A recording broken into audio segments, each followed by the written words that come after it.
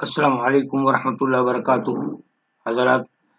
حسب معمول آج میں آپ لوگوں کے سامنے سورہ الممتحنہ کی تلاوت کرنے جا رہا ہوں، سماعت فرمائیں۔ اعوذ باللہ من الشیطان الرجیم، بسم اللہ الرحمن الرحیم۔ یا ایہا الذین آمنوا لا تتخذوا عدوی وعدوکم اولیاء تلقون الیہم بالمودۃ وقد كفروا بما جاءكم من الحق يخرجون الرسول وإياكم أن تؤمنوا بالله ربكم إن كنتم خرجتم جهادا في سبيلي وابتغاء مرضاتي تسرون إليهم بالمودة وأنا أعلم بما أخفيتم وما أعلنتم ومن يفعله منكم فقد ضل سواء السبيل۔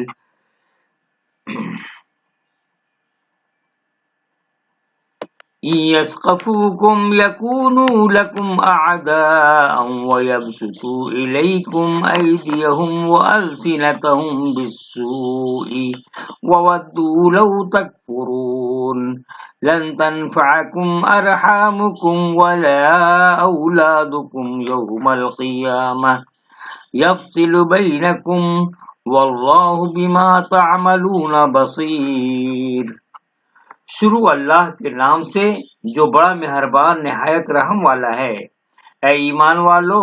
تم میرے دشمنوں اور اپنے دشمنوں کو دوست نہ بناؤ۔ تم ان سے دوستی کا اظہار کرتے ہو حالانکہ انہوں نے اس حق کا انکار کیا جو تمہارے پاس آیا، وہ رسول کو، اور تم کو اس بنا پر جلا وطن کرتے ہیں کہ تم اپنے رب اللہ پر ایمان لائے۔ اگر تم میری راہ میں جہاد اور میری رضامندی کی طلب کے لیے نکلے ہو، تم چھپا کر انہیں دوستی کا پیغام بھیجتے ہو، اور میں جانتا ہوں جو کچھ تم چھپاتے ہو۔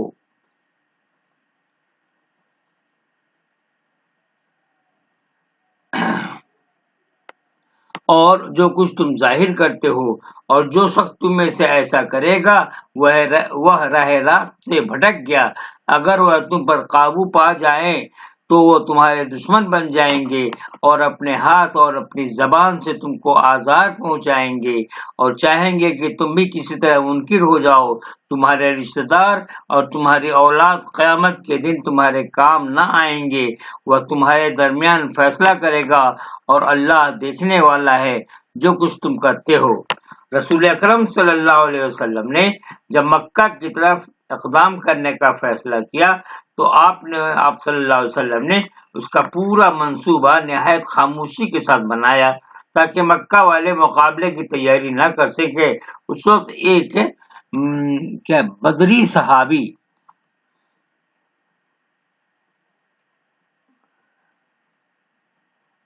بدری صحابی حاتم بن ابی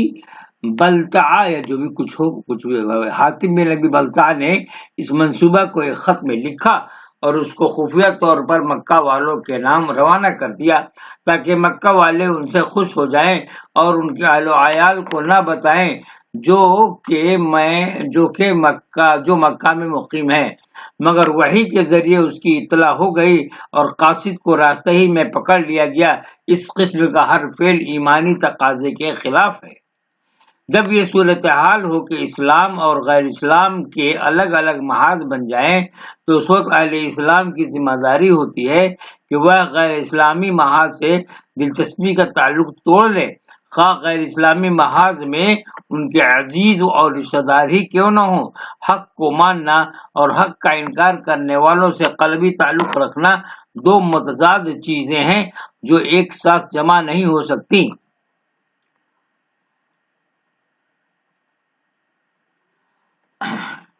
قد كانت لكم أسوة حسنة في إبراهيم والذين معه إذ قالوا لقومهم إنا براء منكم ومما تعبدون من دون الله كفرنا بكم وبدا بيننا وبينكم العداوة والبغضاء أبدا حتى تؤمنوا بالله وحده إلا قول إبراهيم لأبيه لأستغفرن لك وما أملك لك من الله شيء ربنا عليك توكلنا وإليك أنبنا وإليك المصير ربنا لا تجعلنا فتنة للذين كفروا واغفر لنا وربنا إنك أنت العزيز الحكيم لقد كان لكم فيهم أسوة حسنة لمن كان يرجو الله واليوم الآخر ومن يتول فإن الله هو الغني الحميد عسى الله أن يجعل بينكم وبين الذين عاديتم منهم مودة والله قدير والله غفور رحيم.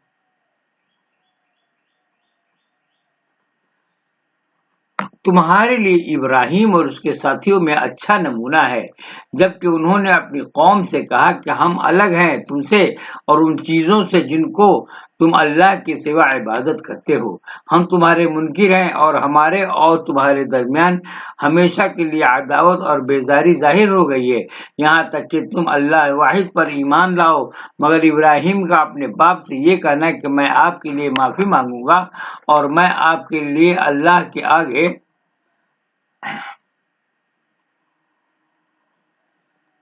کسی بات کا اختیار نہیں رکھتا اے ہمارے رب ہم نے تیرے اوپر بھروسہ کیا اور ہم تیری طرف رجوع ہوئے اور تیری ہی طرف لوٹنا ہے اے ہمارے رب ہم کو کافروں کے لیے فتنہ نہ بنا اور اس سے ہمارے رب ہم کو بخش دے بے شک تو زبردست ہے اور اے ہمارے رب ہم کو بخش دے بے شک تو زبردست ہے حکمت والا ہے بے شک تمہارے لیے ان کے اندر اچھا نمونہ ہے اس شخص کے لیے جو اللہ کا اور آخرت کے دن کا امیدوار ہو اور جو شخص روگردانی کرے گا تو اللہ بے نیاز ہے تعریفوں والا ہے امید ہے کہ اللہ تمہارے اور ان لوگوں کے درمیان دوستی پیدا کر دے جن سے تم نے دشمنی کی اور اللہ سب کچھ کر سکتا ہے اور اللہ بخشنے والا مہربان ہے.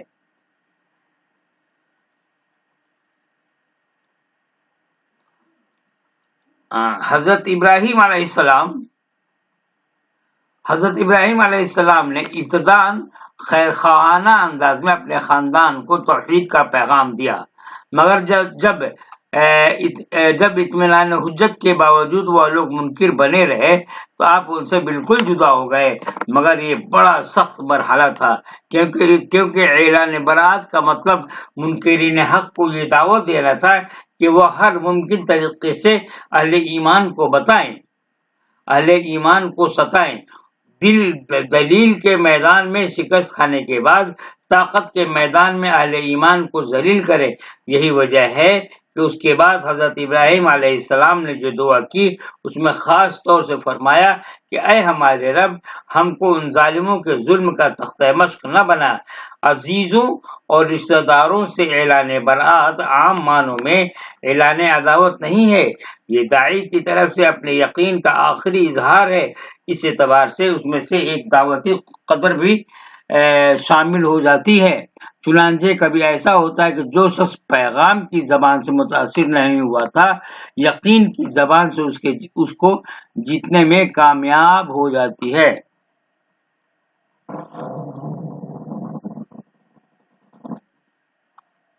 لا ينهاكم الله عن الذين لم يقاتلوكم في الدين ولم يخرجوكم من دياركم أن تبروا وتقسطوا إليهم إن الله يحب المقسطين. إنما ينهاكم الله عن الذين قاتلوكم في الدين وأخرجوكم من دياركم وظاهروا على إخراجكم أن تولوهم ومن يتولهم فأولئك هم الظالمون.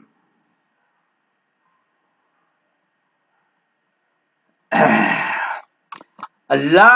تم کو ان لوگوں سے نہیں روکتا جنہوں نے دین کے معاملے میں تم سے جنگ نہیں کی اور تم کو تمہارے گھروں سے نہیں نکالا کہ تم ان سے بھلائی کرو اور تم ان کے ساتھ انصاف کرو۔ بے شک اللہ انصاف کرنے والوں کو پسند کرتا ہے۔ اللہ بس ان لوگوں سے تم کو منع کرتا ہے جو دین کے معاملے میں تم سے لڑے اور تم کو تمہارے گھروں سے نکالا اور تمہارے نکالنے میں مدد کی کہ تم ان سے دوستی کرو، اور جو ان سے دوستی کرے تو وہی لوگ ظالم ہیں۔ جہاں تک عدل و انصاف کا تعلق ہے وہ ہر ایک سے کیا جائے گا، خواہ فریق ثانی دشمن ہو یا غیر دشمن، مگر دوستی کا تعلق ہر ایک سے درست نہیں۔ دوستی صرف اسی کے ساتھ جائز ہے جو اللہ کا دوست ہو، یا کم از کم یہ کہ وہ اللہ کا دشمن نہ ہو۔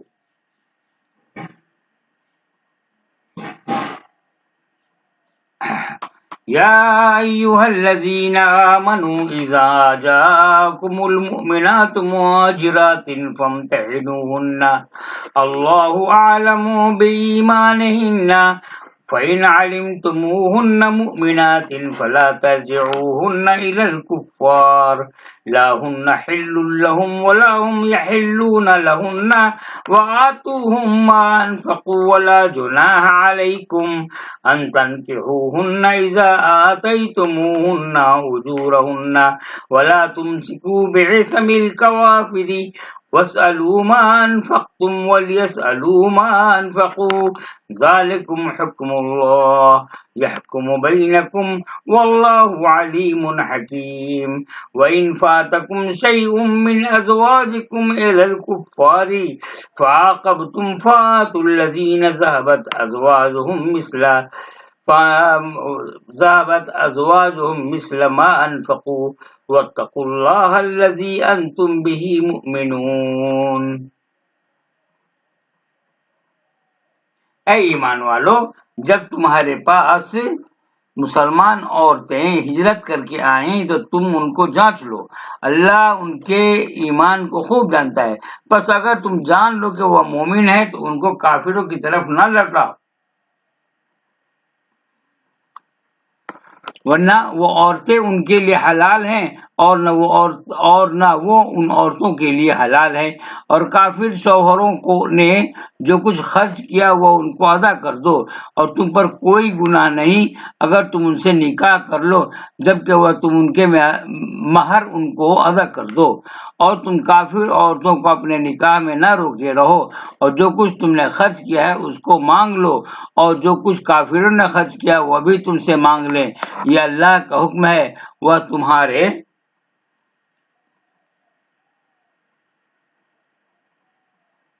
وہ تمہارے درمیان فیصلہ کرتا ہے، اور اللہ جاننے والا حکمت والا ہے۔ اور اگر تمہاری بیویوں کے مہر میں سے کچھ کافروں کی طرف رہ جائے پھر تمہاری نوبت آئے تو جن کی بیویاں گئی ہیں ان کو ادا کر دو جو کچھ انہوں نے خرچ کیا، اور اللہ سے ڈرو جس پر تم ایمان لائے ہو۔ یہاں صلح حدیبیہ بہت ایک جنگ ہوئی تھی، وہاں پہ صلح کا ہوا تھا، اسی سے انا فتحنا لک فتحا مبینا کی آیت آئی ہے۔ یہاں صلح حدیبیہ کے بعد پیدا شدہ حالات کی روشنی میں اسلام کے بعض ان قوانین کو بتایا گیا ہے جن کا تعلق دارالحرب اور دارالاسلام کے درمیان پیش آنے والے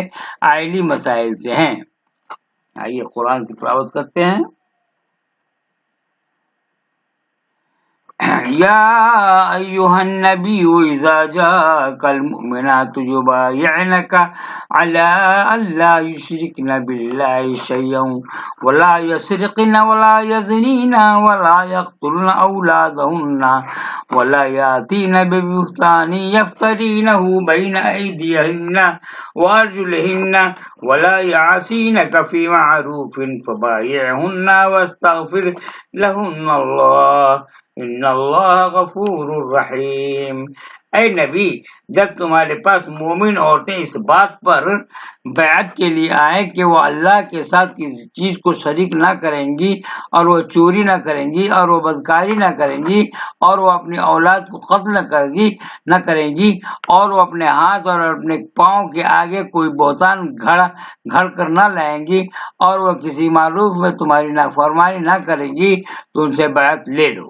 اور ان کے لیے اللہ سے بخشش کی دعا کرو، بے شک اللہ بخشنے والا مہربان ہے۔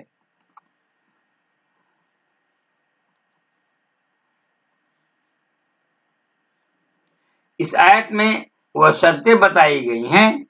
جن کا اقرار لے کر کسی عورت کو اسلام میں داخل کیا جاتا ہے۔ ان شرطوں میں 2 شرط کی حیثیت بنیادی ہے، یعنی شرک نہ کرنا اور رسول کی نافرمانی نہ کرنا۔ باقی تمام مذکور اور غیر مذکور تقاضے اپنے آپ ان 2 شرطوں میں شامل ہو جاتے ہیں۔ آخری آیت دیکھ لیتے ہیں۔ یا ایھا الذین آمنوا لا تتخذوا قوما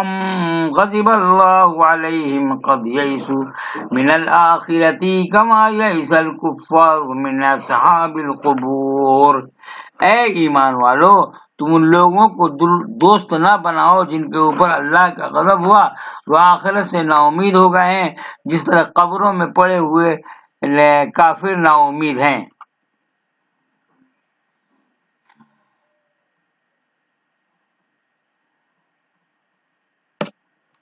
آسمانی کتاب کو ماننے والے یہود اور اس کو نہ ماننے والے کافر آخرت کے اعتبار سے ایک سطح پر ہیں۔ کھلے ہوئے کافروں کو امید نہیں ہوتی کہ کوئی شخص دوبارہ اپنی قبر سے اٹھے گا۔ یہی حال ان لوگوں کا بھی ہوتا ہے جو یہود کی طرح ایمان لانے کے بعد غفلت اور بے حسی میں مبتلا ہو گئے ہوں۔ آخرت کا لفظ اقرار کرنے کے باوجود، غور سے، آخرت کا لفظ اقرار کرنے کے باوجود ان کی عملی زندگی ویسی ہی ہو جاتی ہے جیسے کھلے ہوئے منکرین کی زندگی۔ تو جناب یہیں پر اختتام پذیر معاملہ ختم ہو گیا۔ اب آپ لوگوں کو ایک بات بتاتا ہوں کہ میں بچوں کو پڑھانے کے لیے حفظ قرآن کا سلسلہ شروع کیا ہے۔ جو بچے دیہات وغیرہ میں ہیں یا کہیں بھی ایسی جگہ پہ ہیں جہاں پہ مولانا کی پہنچ نہیں ہے، کوئی پڑھنے کے لیے کچھ